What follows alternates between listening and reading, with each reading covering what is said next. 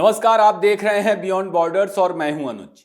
बांग्लादेश में मोहम्मद यूनुस की हालत प्रयोगशाला के ग्लास बॉक्स में बंद चूहे की तरह हो चुकी है। शेख हसीना ने ढाका से मीलों दूर भारत में बैठ के उसका हाल शीशे के जार में बंद चूहे से भी बुरा कर दिया है। कैसे, आज के शो में आगे आपको पता चलेगा। मोहम्मद यूनुस तड़प रहा, फड़फड़ा रहा, मगर अब उसके बचने के सारे रास्ते बंद हो चुके हैं। यूनुस के काले साम्राज्य के खात्मे की तारीख आ गई है। आप अंदाजा नहीं लगा सकते कि यूनुस किस खौफनाक अंजाम की मंजिल तक पहुंच चुका है, जहां से आगे बढ़ने या फिर पीछे लौटने का अब रास्ता ही नहीं बचा। आज के शो में बांग्लादेश पर ही बात होगी। आप अंत तक बने रहें और अपनी राय भी देते रहें। दोस्तों, शेख हसीना इस वक्त फुल फॉर्म में है। सिर्फ शेख हसीना ही नहीं, खालिदा जिया की बीएनपी भी ताबड़तोड़ बैटिंग कर रही है। यूनुस पूरी तरह सरेंडर कर चुका है और अपनी जान बचाने की कोशिशों में लगा है। बांग्लादेश में चुनाव की चर्चा में तमाम दिलचस्प चीजें इस वक्त देखने को मिल रही हैं। अभी 2 दिन पहले ही खालिदा जिया की बीएनपी के वरिष्ठ नेता मिर्जा फखरुल इस्लाम आलमगीर ने कहा था कि बांग्लादेश में दिसंबर 2025 में चुनाव होंगे। फखरुल इस्लाम ने दावा किया कि केयर टेकर सरकार के मुखिया मोहम्मद यूनुस ने खुद उन्हें चुनाव करवाने के बारे में बताया। इसके कुछ देर बाद ही बांग्लादेश के चुनाव आयोग ने भी कह दिया कि हां, दिसंबर में चुनाव की तैयारियां हैं।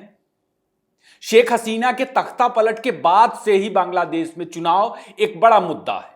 सुधार के नाम पर यूनुस लगातार चुनाव का विरोध करता रहा है। बांग्लादेश में चुनाव 2026 में करवाने की बात करता रहा यूनुस, और इस बीच वह अपने आंदोलनकारी गुर्गों के साथ मिलकर के एक पार्टी बनाने की दिशा में भी काम करते नजर आ रहा था। लेकिन दिलचस्प बात यह है कि यूनुस की सरकार ने इसी साल दिसंबर के महीने में चुनाव करवाने का एक बहुत बड़ा फैसला तो ले लिया, मगर सरकार की तरफ से इसकी घोषणा ही नहीं की गई। सरकार के हवाले से घोषणा एक विपक्षी नेता ने की। चुनाव होंगे भी या नहीं होंगे, सरकार के किसी एडवाइजर ने इस बारे में कुछ भी नहीं बताया। समूचे बांग्लादेश में चुनाव का ढोल बज गया दोस्तों, और वहां इस वक्त अजीब सा कंफ्यूजन है चुनाव को लेकर।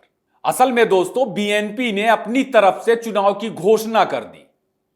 पहले भी उसने अगस्त 2025 तक की टाइमलाइन दी थी चुनाव करवाने के लिए मोहम्मद यूनुस सरकार को, और अब दिसंबर की घोषणा कर दी कि दिसंबर में बांग्लादेश में नेशन वाइड चुनाव होने जा रहे हैं, जिसपे यूनुस सरकार से फिलहाल कुछ बोलते नहीं बन रहा।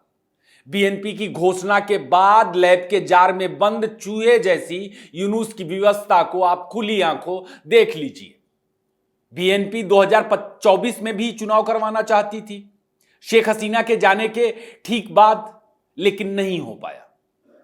उधर बीएनपी के एक दूसरे नेता मिर्जा अब्बास ने मंगलवार के दिन यूनुस को चुनाव करवाने की घोषणा को लेकर जो उसने की ही नहीं, उसके लिए धन्यवाद भी दिया और धमकियां भी दी।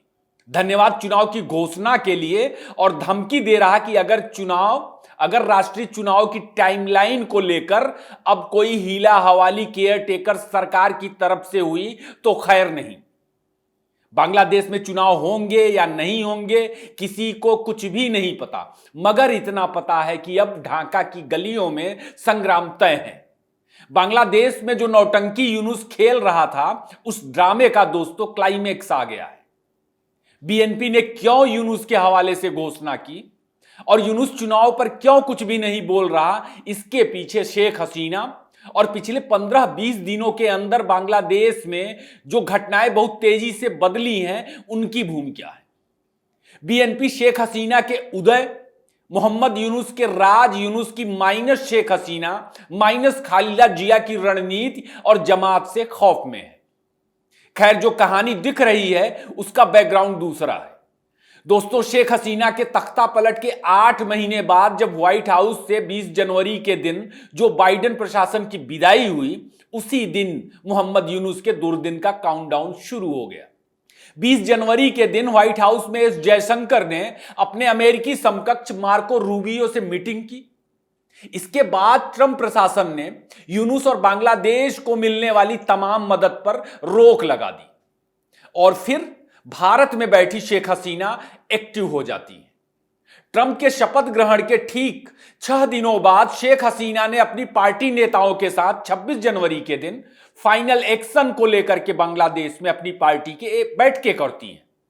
और 30 जनवरी के दिन शेख हसीना ने 1 फरवरी से 18 फरवरी तक की टाइमलाइन में बांग्लादेश में नेशन वाइड प्रोटेस्ट की घोषणा भी कर दी। शेख हसीना की पार्टी अवामी लीग के करीब 1000 से ज्यादा ताकतवर नेता और पार्टी के तमाम पदाधिकारी इस वक्त भारत के अलग अलग शहरों में भूमिगत होकर रह रहे हैं, काम कर रहे हैं। वे बांग्लादेश के साथ, बांग्लादेश के लोगों के साथ, अपने काडर के साथ जुड़े हुए हैं। बिल्कुल 1971 के मुक्ति संग्राम की तरह चीजें दिख रही। अवामी लीग के ढेरों नेता यूरोप के अलग अलग देशों में भी ऐसे ही काम कर रहे हैं और बांग्लादेश के अपने कार्यकर्ताओं से जुड़े हुए हैं। जुलाई 2024 में शेख हसीना के तख्ता पलट के बाद अवामी लीग के नेताओं पर स्टेट स्पॉन्सर्ड हमलों की वजह से पार्टी के तमाम कार्यकर्ताओं को अंडरग्राउंड होना पड़ा था। कई भाग के भारत और यूरोप के तमाम देशों तक पहुंचे। आंदोलन की घोषणा से पहले तक शेख हसीना की पार्टी की कोई जमीनी गतिविधि अब तक सार्वजनिक रूप से बांग्लादेश में नजर नहीं आ रही थी, लेकिन नेशन वाइड प्रोटेस्ट की घोषणा के साथ ही शेख हसीना के कार्यकर्ता 1 फरवरी 2025 से सड़कों पर निकलने लगे। अवामी लीग ने बेकारी, गरीबी, कानून व्यवस्था, अल्पसंख्यकों की सुरक्षा, खस्ता कारोबारी हालत आदि को बड़ा मुद्दा बनाया है और यूनुस का इसी मुद्दे पर इस्तीफा मांग रही है। शेख हसीना ने जो आंदोलन की घोषणा की थी उसके तहत 10 फरवरी तक बांग्लादेश के अलग अलग हिस्सों में मार्च, रैलियां, विरोध प्रदर्शन किए गए। लोगों का समर्थन भी मिल रहा।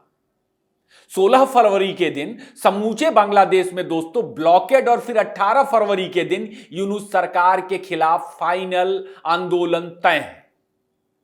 और इस बीच 18 फरवरी से पहले व्हाइट हाउस में मोदी ट्रंप की मुलाकात भी हो रही। आप तय मानिए कि इसी बैठक में, मोदी ट्रंप की बैठक में यूनुस के भविष्य के फैसले पे मुहर भी लग जाएगी वाशिंगटन में। शेख हसीना की अपील के बाद, आंदोलन की अपील के बाद अवामी लीग और उससे जुड़े तमाम संगठनों ने भी हड़ताल, मार्च, प्रोटेस्ट शुरू कर दिया है। समूचे बांग्लादेश में देखने को मिल रहा है। चिटगांव बंदरगाह पर हड़ताल है, ट्रांसपोर्ट एसोसिएशन हड़ताल पर है, बांग्लादेश के टीचर हड़ताल कर रहे हैं, वैट वगैरह को लेकर के तमाम कारोबारी संगठन भी हड़ताल कर रहे हैं और दर्जनों संगठन जो सीधे तौर पर अवामी लीग से नहीं जुड़े हैं वे भी हड़ताल करते नजर आ रहे हैं। इस वक्त अवामी लीग के कार्यकर्ता भी सड़कों पर उतर चुके हैं। उनकी तमाम इकाइयां, अवामी लीग की तमाम इकाइयां भी योजना के तहत योजनाबद्ध तरीके से हड़ताल कर रही हैं। अवामी लीग के आंदोलनों का असर यह है कि आज की तारीख में समूचे बांग्लादेश में चीजें अस्त व्यस्त हो गई हैं। एक्सपोर्ट इंपोर्ट पूरी तरह से थम चुका है। शेख हसीना बांग्लादेश और दुनिया भर में अपने नेताओं के लगातार संपर्क में है, डिजिटली अपने कार्यकर्ताओं से जुड़ी हैं, उन्हें दिशा निर्देश दे रही हैं। आपने देखा होगा कि पिछले दिनों शेख हसीना के ऐसे ही एक कार्यक्रम के दौरान, कार्यक्रम के बाद ढाका में शेख मुजीब के ऐतिहासिक घर को यूनुस के गुर्गों ने किस तरह ढहा दिया, तोड़फोड़ की, आगजनी की। यूनुस सरकार अवामी लीग के आंदोलन को कुचलने के लिए बांग्लादेश में एक ऑपरेशन डेविल टाइप का मुहिम भी चला रही है और समूचे बांग्लादेश में इस मुहिम के तहत बड़े पैमाने पर राजनीतिक गिरफ्तारियां की जा रही हैं, अपराध के आरोप लगा करके। अवामी लीग के बहुत से नेता और कार्यकर्ता पहले से ही जेलों में बंद हैं। असल में कानून व्यवस्था के नाम पर आंदोलन को कुचलने के लिए यह यूनुस की योजना है।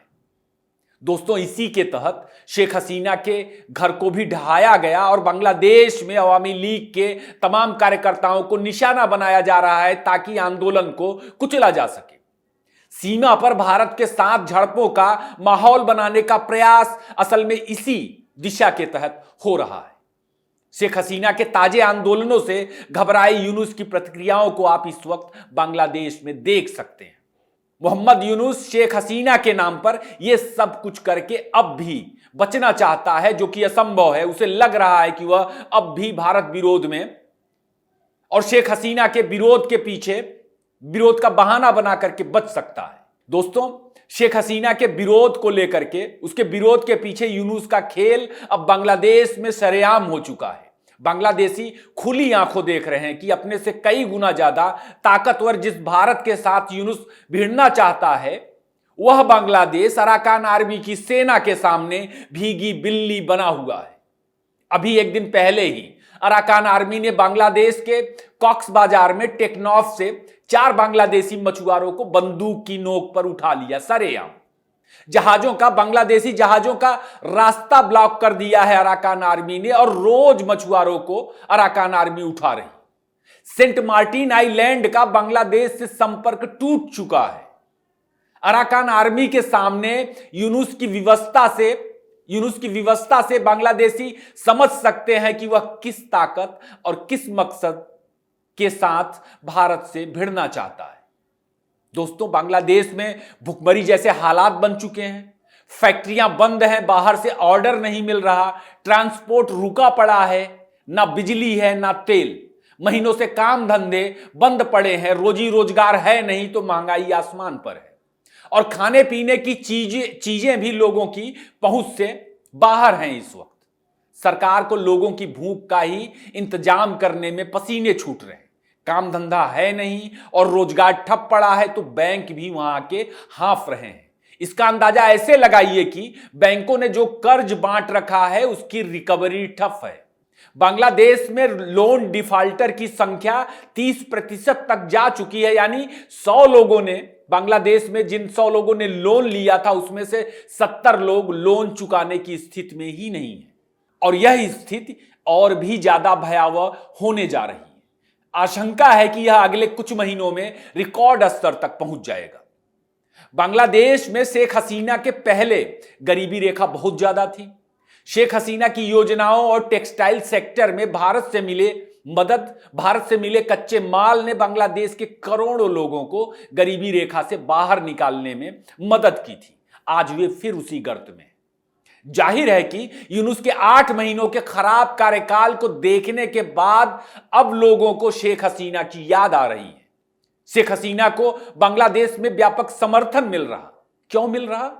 लोगों को जन्नत की हकीकत का अंदाजा हो चुका है। कानून व्यवस्था जैसी चीज बांग्लादेश में है ही नहीं। क्यों? आंदोलन के बाद जिस तरह पुलिसकर्मियों को निशाना बनाया गया, लोगों ने नौकरियां ही छोड़ दी। ना जाने कितने पुलिसकर्मी आंदोलन की भेंट चढ़ गए। सेना में भी पाकिस्तानी वर्चस्व बहुत ज्यादा बढ़ चुका है, और अब सेना में भी कई फाड़ देखने को मिल रहे हैं। पिछले दिनों तो ऐसी खबरें आई कि पाकिस्तानी वर्चस्व का विरोध करने की वजह से पाकिस्तानी वर्चस्व को लेकर के सेना में कई धड़े बन चुके हैं। मुख्यतः 3 धड़े बन चुके हैं, और एक धड़ा मिलकर सेना चीफ वकारुज्जमा को अपदस्थ करना चाहता है। यह धड़ा मोहम्मद यूनुस और जमाते इस्लामी का है, कट्टरपंथियों का है। तो बांग्लादेश की हालत इस वक्त एक ऐसे डूबते जहाज की बन गई है जिसमें अनगिनत छेद हैं, रिपेयर की भी स्थिति नहीं। पिछले 8 महीनों में मोहम्मद यूनुस ने आम बांग्लादेशियों की जो हालत बना दी है, उसमें बीएनपी जैसी पार्टियों का भी जनाधार बहुत तेजी से खिसका है, क्योंकि इन्हीं लोगों ने मिलकर यूनुस को सत्ता में बिठाया था। तो अब बीएनपी जैसे दलों को भी अपना राजनीतिक आधार बचाने के लिए यूनुस को किसी भी सूरत में सत्ता से हटाने के अलावा कोई विकल्प नजर नहीं आ रहा। इसीलिए यूनुस भी अब बीएनपी जैसी पार्टियों के निशाने पर है, जिन्होंने यूनुस को सत्ता सौंपी थी। यही वजह है कि अब बीएनपी चुनावी राग अलाप रही है। बीएनपी भी चुनाव के बहाने यूनुस के खिलाफ जो गुस्सा है उसे अपने पक्ष में कैश कराना चाहती है, क्योंकि यूनुस की सत्ता ने बीएनपी को भी बहुत हद तक नुकसान पहुंचाया है। पहले बीएनपी को लगा था कि शेख हसीना के बाद चुनाव होंगे, वह सत्ता में आ जाएगी, लेकिन यूनुस के माइनस हसीना माइनस खालिदा जिया वाले प्लान ने बीएनपी के सभी मंसूबों पर पानी फेर दिया।